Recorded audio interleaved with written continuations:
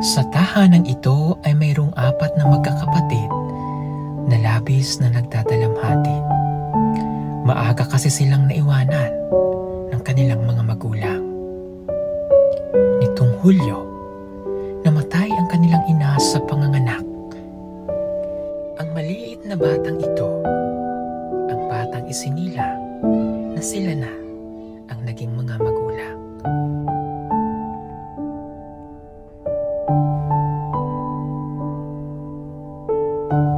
Subalit makalipas ang 3 buwan, sumunod namang nawala ang kanilang ama. Napakasakit tanggapin.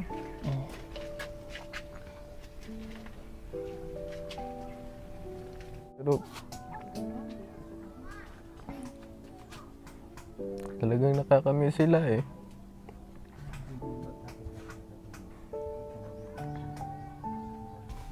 Ang sana'y masaya nilang pamilya na napalitan ng kalungkutan. Paano nga kaya hinaharap ng mga batang ito ang buhay na maaga silang nawala ng mga magulang? Mga kababayan, narito po ang kwento ng kanilang buhay.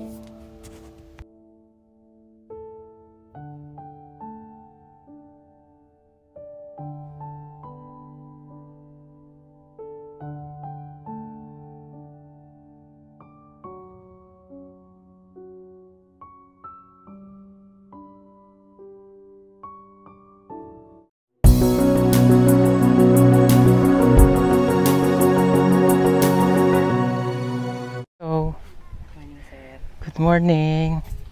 Ayan, nandito po kami ngayon sa Matanao, Davao del Sur. Mayroon kasi dito kaming, may nag-send po kasi sa amin ng mensahe, no, na mayroon po dito magkakapatid din na maaga rin po silang nawalay sa kanilang mga magulang at mayroon pa po silang isang maliit na bata. No, maliit lang po, sanggol pa. Halika. Anong pangalan mo?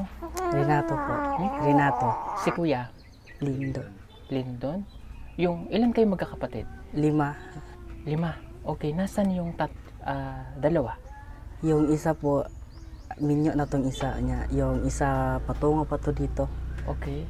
Kumuha Bakit? pa ng pera para sa panggatas dito sa bata. Naghahanap ng panggatas. Yes, sir. Okay. Ito, bunso niyong kapatid. Opo. Ilang buwan na siya? Mag-5 bukas. Happy birthday. Ano tawag doon? Happy birth month. Okay. Kayo ba'y katutubo? Half lang po. Half lang. Blaan? Yes, sir. Okay. Sige, ganito.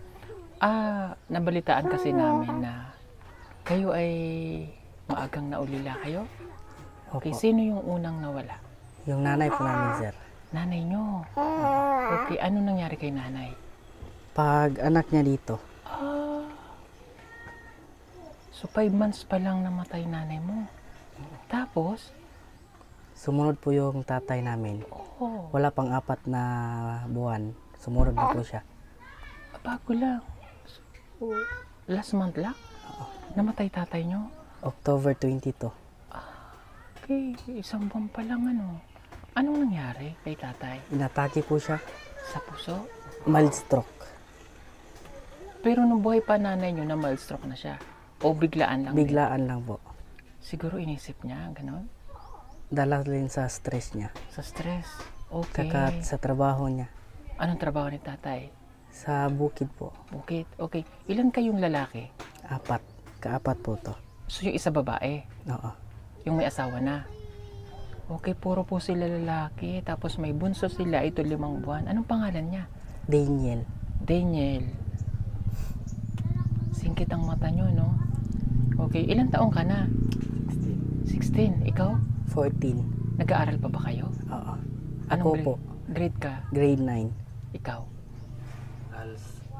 Sa ALS. Mabuti. Bakit nakapag-ALS ka? Ilang taon ka na-stop sa pag-aaral?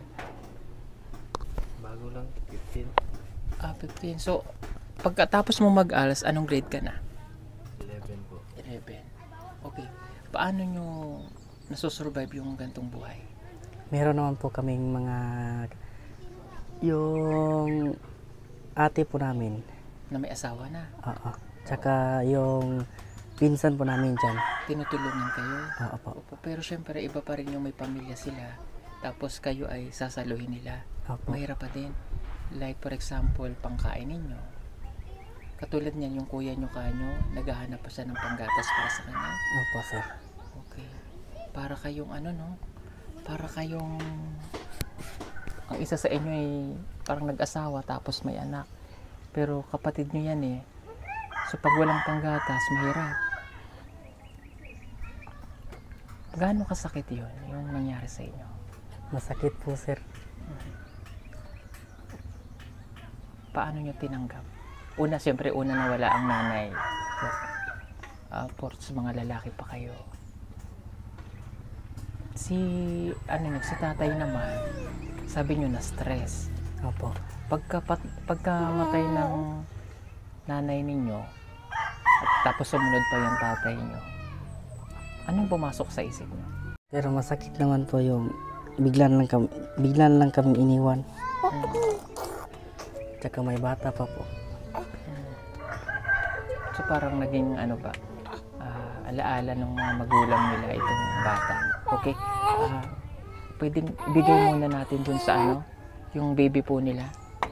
Kunin mo yung yung hello. Oh, ang biga. Dito ka muna kay mama. Ayan. Okay, sige. So itong naririto bahay nyo ito? Opo. Pwede ba tayong pumasok sa loob? Opo, sir. Sige. Halika.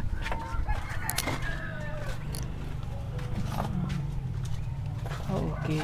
So nung namatay ang mama nyo, dito kayo nakatira? Opo.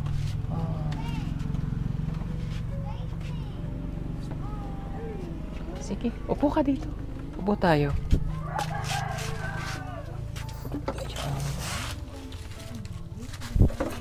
Okay, so kayong dalawa nag-aaral. Yung kuya ninyo ba yung isa?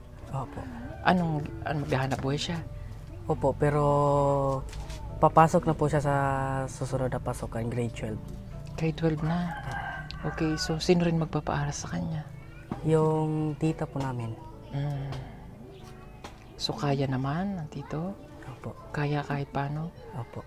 Yung sa araw-araw, syempre pagkain ninyo. So asa din kayo sa tito. Sa sideline lang po kami ng trabaho. Anong trabaho? Sa sa palayan. Nagkakapas? Saka nagtatanim? Opo. Okay. So okay lang yun kasi marangal na trabaho yun. Ikaw ka mo ALS ka na ito kahit paano hindi magastos yun eh. Kasi sa ALS, ito lang, grade ano ka na nga? 9. 9. Ano yung pangarap mo paglaki mo? Anong gusto mo? Sundalo? Opo. Bakit? Yun po kasi din yung pangarap nung tito po namin. Kaso hindi lang po siya nakapag-aral. Okay. Ikaw naman? Pulis. Pulis? O yung si kuya nyo naman kaya? Same lang po, pulis. Okay. Gusto nyo talagang magpulis. Okay. So ngayon, syempre mahirap talaga yung walang magulang, yung magagabay, at saka yung mag-iintindi para sa inyo. Sino yung nag-iintindi kung halimbawa? Syempre kahit may pamilya na po yung tumutulong sa kanila, yung mag-iintindi pa rin para sa inyo. Sino yung madalas? Kasi lalaki na kayo eh. Meron pa kayong maliit na bata na inaalagaan. Sinong madalas nag-aano? Kami pong dalawa. Kayong dalawa, yung kuya nyo nagtatrabaho? Opo. Okay. Paano pag walang-wala kayong pera? Tatakbo po kami sa aming tita. May nakukuha naman? Opo. Kahit paano mayroon? Okay. Siguro itong bahay nyo na iniiwanan nyo na lang. Opo. So nandun kayo sa mga tita nyo? Opo.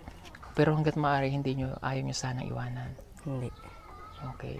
Ano yung namimiss mo sa magulang mo? Yung kapag may sakit, sila yung hinahanap po namin. Okay. Okay, kung nanonood si mama, ano yung gusto niyo sabihin sa kanya? Mahal po namin siya. Okay. Saka si papa. Opo. Okay. Ikaw at Miss na namin siya.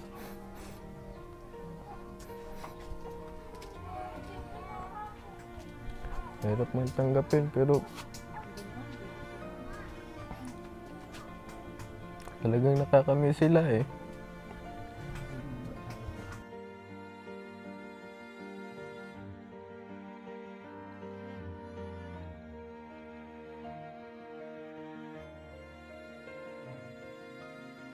Pagpanganak po niya, biglaan kasi. Napakasakit tanggapin.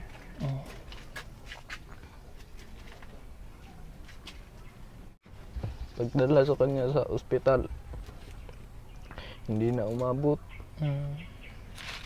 Doon. Hindi ako nakatulog doon eh. Pagdating nila, balitaan ko lang, patay na si mama. Napakasakit. Nagtulala. Tapos iyak.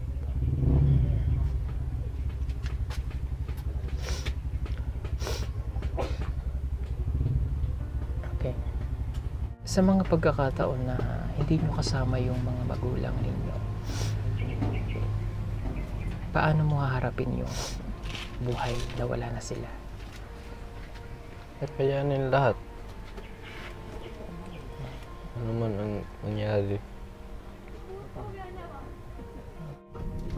Sobrang sakit. Opo. Okay. Close ba kayo ni mama? Si papa? Hindi masyado. Hindi masyado, pero masakit pa din. Opo.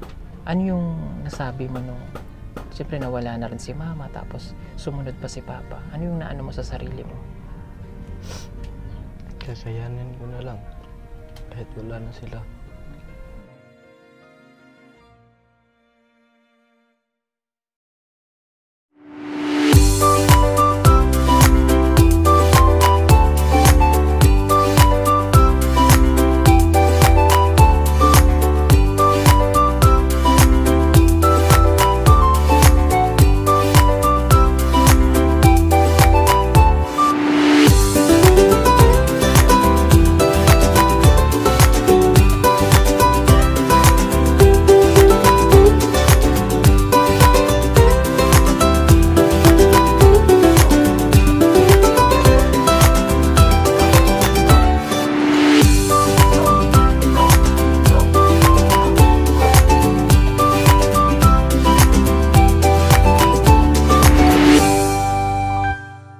Lalo pat sabay, tapos mga lalaki pa kayo. Okay, ano nga ulit pangalan mo? Lindon po. Okay, Lendon, tuparin mo yung pangarap mo para kay mama. Ha? Huwag kang susuko. Gawin mong inspirasyon. Gawin yung inspirasyon tong nangyari sa buhay nyo. And sila'y nakagabay sa inyo. No? Halimbawa, sa araw-araw natin ginagawa, nandyan sila. No? O. Tapos minsan, may pagkakataon na tayo magkakapatid, mayroong tampuhan, hindi maiwasan yung ganon. Huwag kayong magtatanim ng galit or kung mag-away man, saglit lang magbati rin kayo. No? Okay, alam nyo ba mayroong ding same story nyo? I don't know kung kilala nyo sila. Sila Alexandra, banda dun sa baba. Laki. Oh, kilala mo sila? Kaklase mo? Yung pangatlo po nila. Kaklase mo. Okay, same din kayo ng story, yung maagang nawala ang kanilang mga magulang. Pero lumalaban sila, mga babae sila. Nagpa-fight. Gusto ko sana ganun din kayo. Itong bunso nyo ba siya sa ano? Ikaw ang bunso. Okay. Siguro mahal niya mga magulang mo, ano? Sobrang close kayo nanay mo? Okay. Kaya ganun siguro kasakit para sa kanya, ano? Kung may isang salitang bibitawan ka kay mama, ano yun? Mahal na mahal ko siya. Okay. Ano yung mayroon ba siyang nasabi bago siya nawala? Wala naman. Si Papa? Wala din. Wala. So, hirap, no? Yung gigising ka sa umaga na akala mo buo pa kayo pero nagkulang na. Ano religion nyo? Lighthouse of Faith. Lighthouse of Faith. May Christmas ba kayo? Opo. So, paano nyo ipagtitiwang yung Pasko ngayon? Yung simple lang. Pero dati kung kumpleto kayo, nandito kayo, Opo. Masaya po kami. masaya. Yung sabay-sabay yung kayong kakain, kahit mahirap, may mga regalo, ganun. O kaya naman, yung, alam niyo, Noche Buena. Nagagawa niyo ba yun ng buhay sina mama? Opo, sir. Sama-sama kayo? So ngayon hindi niyo na yun magagawa? Okay lang yun. Meron naman kayong mga kamag-anak na nandiyan dyan. Okay. Anyway, ako pala si Kuya Paul. Ha? Okay. Tawagin mo si Paul. Paul, palihog kong kuan, box. Meron kaming package na ibibigay para sa inyo. Pero bago ko ibigay yung package, alam ko yung kuya nyo naghahanap buhay pa, naghahanap ng pera para maibili siya ng gatas. Okay. Sino yung tagahawak ng pera sa inyo? Kundi po ako, si kuya. Si kuya. Okay. Sige. Ito. Bigyan ko kayo nito. Sana makatulong. Pambili ng gatas ng kapatid nyo, pangbaon at ano pa yung kailangan nyo, ha? Ito 8,000 ito. Kunin mo. Ayan. Galing yan sa PB Team at sa Pugong Biyahero. Gamitin nyo kung saan nyo kailangan, ha? Opo, sir. Okay. Tapos, antayin lang natin. Meron kaming bibigay na package para sa inyo. Galing po ito dun again sa mga kababayan po natin na nagpapadala ng package. Inilaan namin yung isang box, no? Siguro kung ano man po yung nandoon sa box, ibibigay namin sa inyo lahat, ha? Possible na may mga used clothes, pero okay pa naman yun, no? Siguro baka may pagkain para sa inyo na lang lahat, ano? Okay.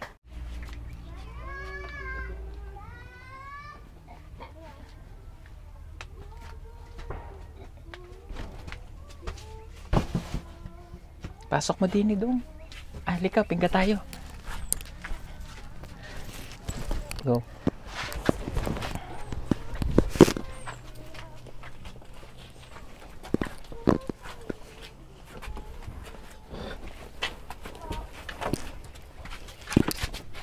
Yan. Okay. Meron ba kayong pang kutsilyo? Wala, ito na lang. Wala pa niyo na tete?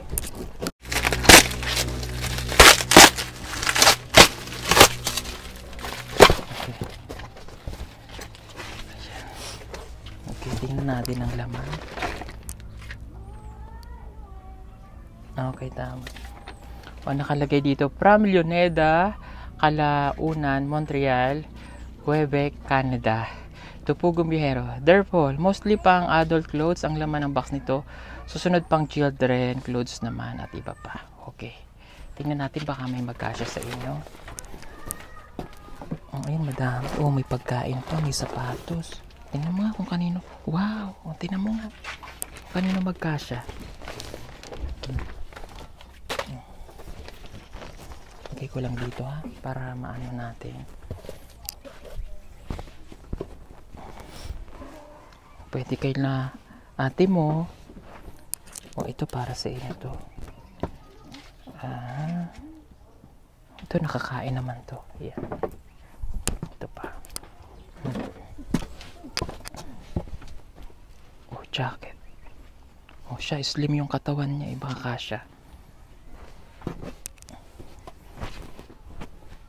Ito yung sapatos. Kasya ba sa'yo? Baka sa kanya. Malaki pa mo? Ay, oo. Tingnan mo nga sa'yo. Tingnan mo nga ang kasya. Gagamit mo yung pagpasok. Ito kasya siguro to sa'yo. Tingnan mo.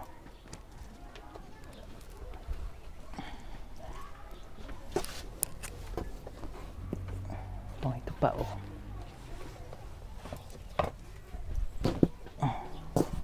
Tingnan lang po natin kung may iba pang laman.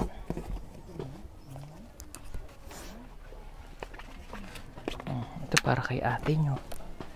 Ayun, madami. Ayan. May shoes pa dito sa ilalim. Ito, tingnan mo kaya baka hindi pa rin kasya sa'yo. Nagkasya? Hindi. Hindi nagkasya mga kababayan. Yung kuya mo? Kasya po siguro sa kanya. Sa kanya, kasya? Sige. Tingnan natin baka may magkasya pa dito. Wala na. Sige. Ito po yung mga used clothes naman daw po. Sabi po niyang sponsor natin, si Ma'am Leonela. So, ibibigay namin to sa inyo, ha? Okay, yung mga nandito pwede ibigay kay ate, kay tito, tapos may mga t-shirt dyan, baka kasya sa inyo ha. Okay, para at least po maibigay natin sa kanila. Mga, okay pa to. Magaganda yung damit na to. Hindi naman siya talaga gamit na gamit. Yan o. Ito dress o, para kay ate. Ilang taon yung kapatid nyo? Pwede to sa kanya. Ayun, madami dyan. Ano? Okay. Yeah. Sige, tabi lang natin dito. Okay. Alam ko sa inyo, ang isa sa mga magiging problema nyo yung pag-aaral, ano? Lalo na yung pag magka-college na. At hindi madali yung mag-aral, lalo dito, wala namang college. Wala po. So, saan kayo after ng grade 11, saan kayo magka-college? Doon po sa Digos. Sa Ticos. Pero ang problema, hindi nyo pa alam kung makakapagtuloy. Sundalo at saka pulis. Okay. Pagkatapos mo ng ALS, anong grade ka na? 11 po. Ikaw? 9. Grade 9 pa lang. So, mauna. Si Kuya grade 12 na. Susunod na pasukan papasok. Okay, sige. Maraming nanonood sa atin ng mga sponsor natin. So, alam nyo magkakapatid sila Kim. Lahat sila ay secure na ang kanilang pag-aaral. So, malay nyo, sa tulong ng Pugong Biyahero, kahit isa lang sa inyo, may mapag-aral, malaking bagay pa rin sa bawat isa. Pero, hindi naman ibig sabihin nun na yung isa lang natulungan, yung isa hindi na. So, kung halimbawa, makuha si, pangalan nga, Lindon po. Lindon, malaking tulong pa rin. At kung ikaw din ang makuha o si Kuya, dahil magka-college next year after grade 12, malaking tulong pa din, no? Kapag yung mga allowances na pagsama-sama, bawat isa sa inyo ay matutulungan. Hindi naman ibig sabihin nga kapag isa lang, ano na yung iba, ano? Okay? So, basta wag lang kayong susuko. Wag kayong mawawala ng pag-asa. Ha? Sino yung pinakamahina sa inyo? Oo, nakita ko nga sa kanya. That's why. Laban ka. Kaya mo yan. Okay. Mataba ka ba dati? Hindi po. Payat na talaga. Okay. Medyo emotional. Emotional tong bata kasi mahirap talagang mawala ng magulang. Anong gusto mo sabihin sa kapatid mo? Laban lang po. Tsaka wag po siyang susuko sa lahat ng problema na darating. Yan lang po. Gusto mo sabihin kay Kuya? Laban lang. Fight lang ha. Okay? Babalik kami. At sana sa pagbabalik ko, may good news ulit ako sa inyo, ha? Isipin nyo lang yung positive, ha? Lalo ka na, medyo emotional talaga itong mga kabayan. Siguro dahil fresh eh. Pero mo 5 months ago, tapos 1 month ago pa lang namamatay ang papa nila. Mayroon pa silang maliit na kapatid, no? Masakit yun eh, napakasakit. Nagtatanim kayo ng palay? Nagmamais kami doon sa kwan. Mamais? Bukid. Okay. Baka isa siya dun sa mga nadaanan dati natin.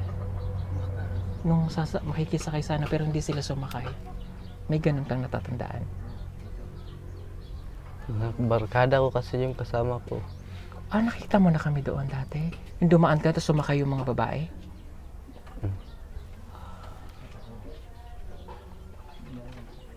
Okay, nakita ko na tong bata, ng mga may mga barkada kayo doon, di ba? Yung sumakay, yung mga babae sumakay, tapos kayo hindi. Opo. Kasi nga sabi ko parang familiar yung bata na nakita ko na nung nakaraan. Okay, bakit ganun ka emotional? Hindi ko alam. Siguro sa pag-iisip ko. Kasi mahal ko kasi pamilya ko eh. So mahal na mahal mo yung pamilya mo? Opo. Okay. Huwag kang panghihinaan ng loob, ha?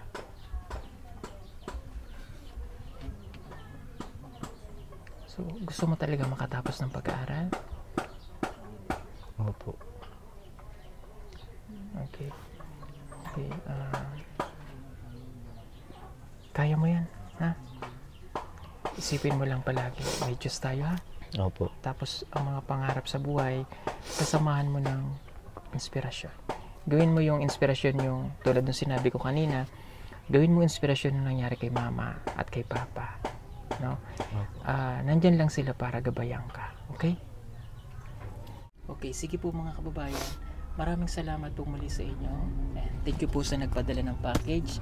Salamat sa lahat ng nanonood po sa atin, sumusuporta. Maraming salamat po. Bye-bye.